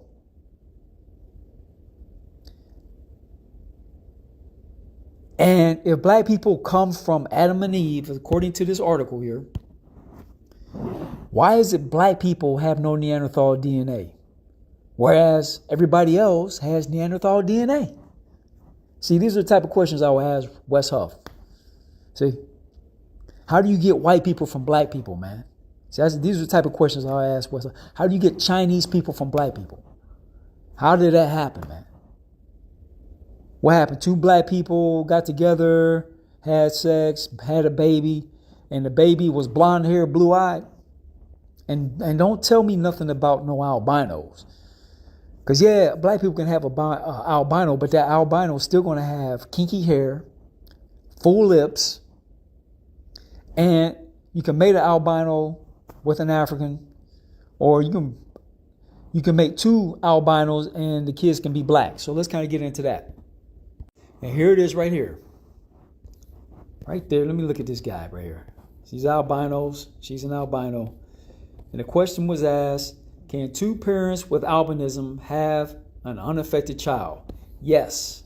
It's certainly possible for two people with albinism to have unaffected children. You see, you have two albino parents with white skin, and they can have black babies. Now, can two white people give birth to black babies? The answer is no. Okay? So how did that happen, man? See? How did that happen? Where did all these facial features come from? How did Chinese get slanted eyes? Where do these features come from, man? If everybody comes from Adam and Eve. See, just type in Chinese.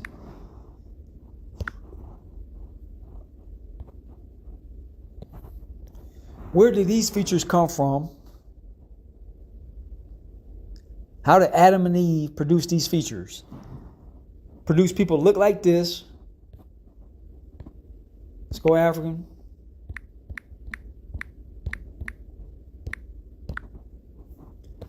And people that look like this. How did Adam and Eve birth people with completely different facial features? See? And how do all these different people, okay, see, according to Raj Ramsar, everybody's DNA tied back to a sub-Saharan African. So how did this black woman produce a Chinese, a Caucasian, an East Indian? How did that happen? If there's no hybridization, no stealing of women's eggs, no abduction. Because the reality of the situation is Yahweh is a goddamn dictator, man. A fucking reptilian that came down here and abducted black women. These motherfuckers right here.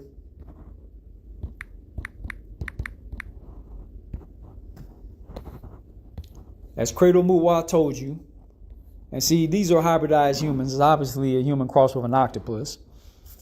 Octopuses have blue blood. Blue bloods are the ruling elites of Europe. So you're looking at the ruling elites of Europe's ancestor.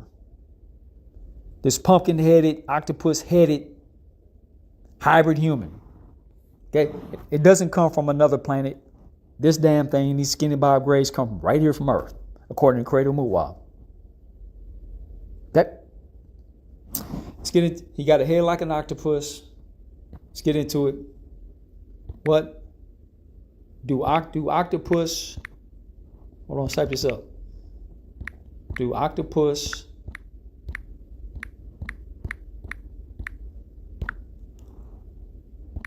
have blue blood?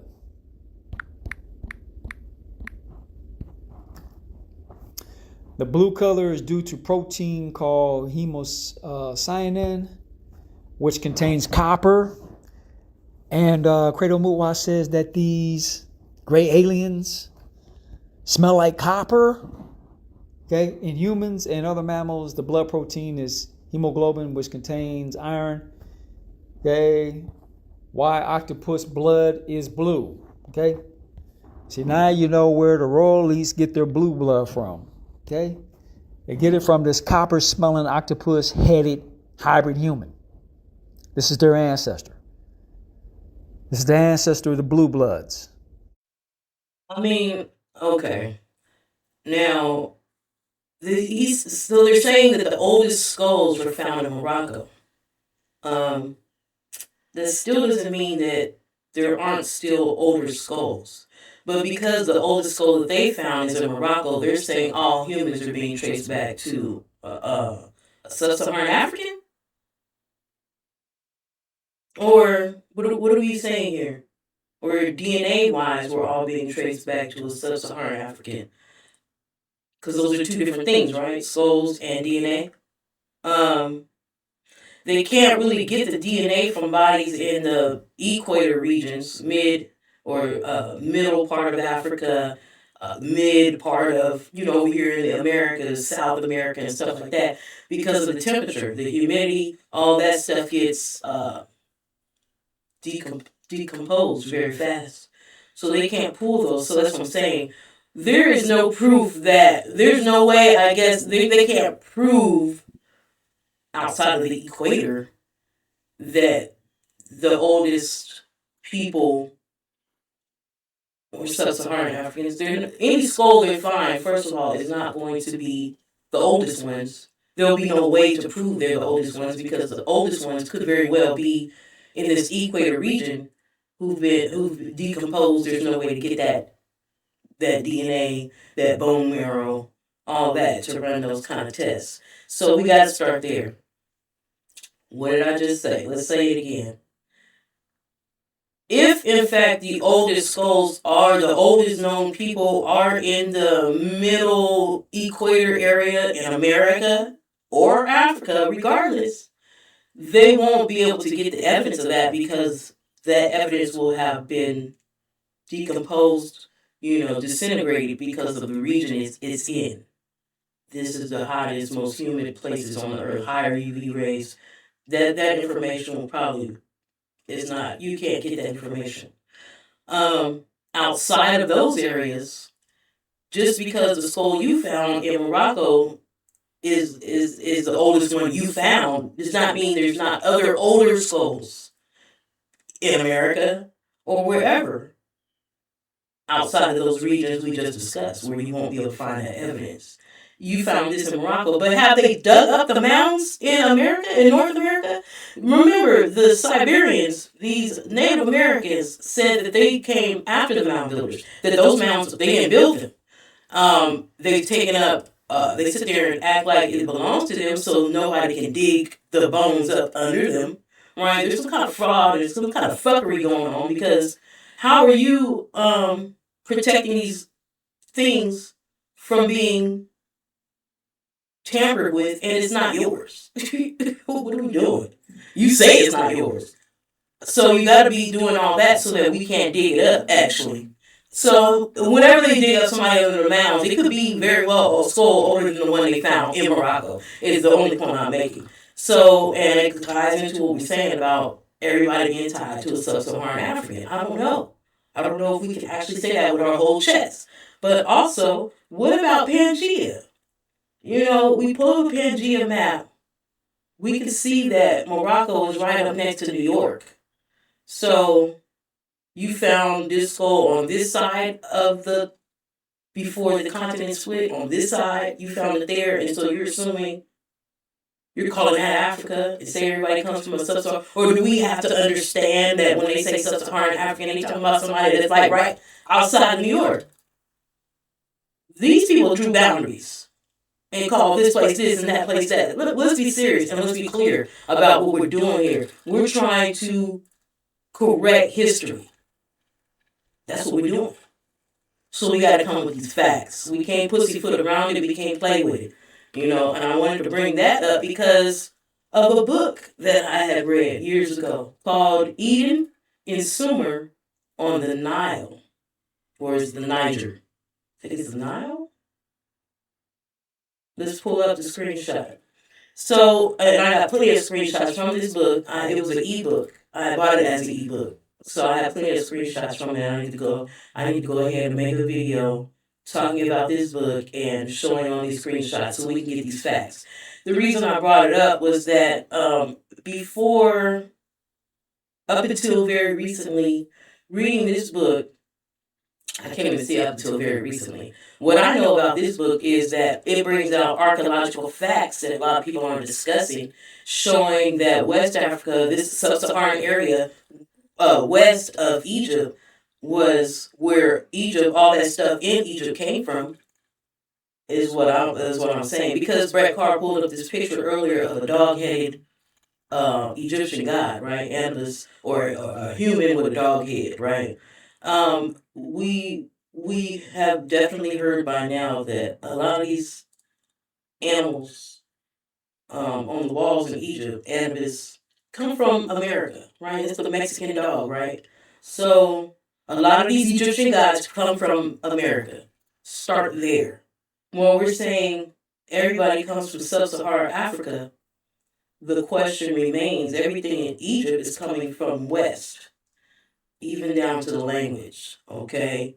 The Egyptian language is Algonquian. It's a mistranslation or fraud being committed to make it what it ain't, when it's really Algonquian. And Algonquian Indians are right there in New York, and right there a little bit west of Morocco, where the same oldest human remains were found. I mean, we got to put all this together. I need the Meddling Kids on deck. Please jump in, chime in, leave some comments. Let me know you picking up what I'm putting down, because we need to untie this. Brett Carr is saying some very important things. Well, we got to get these little small details and facts. We got to get the story straight. Okay? We can't just keep going off with these lies from the colonizer. It has to end somewhere. And it ends with us. I'm not going. No lies get past me. I'm not going. We need to straighten some of these things out. I appreciate Brett Carr. He's a champion. You know what I'm saying? He's back. You know what I'm saying? And he's on his job. I appreciate him doing what he's doing. That's great. Do what you're doing, because we need some critical thinkers out here. He's got a scientific mind. I think that's amazing. That's great. So we need to bring out some of these facts. Some things I can't deal with. I don't have a scientific mind in that way. I don't know how we're going to unpack the lies of the DNA. We just know that they say they're using it for entertainment purposes, right? 23andMe.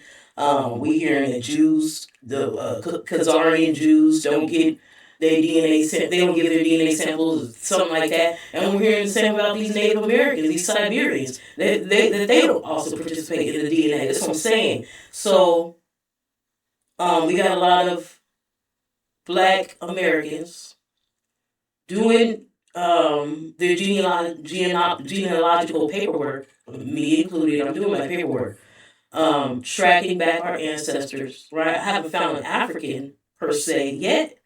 I found just Americans.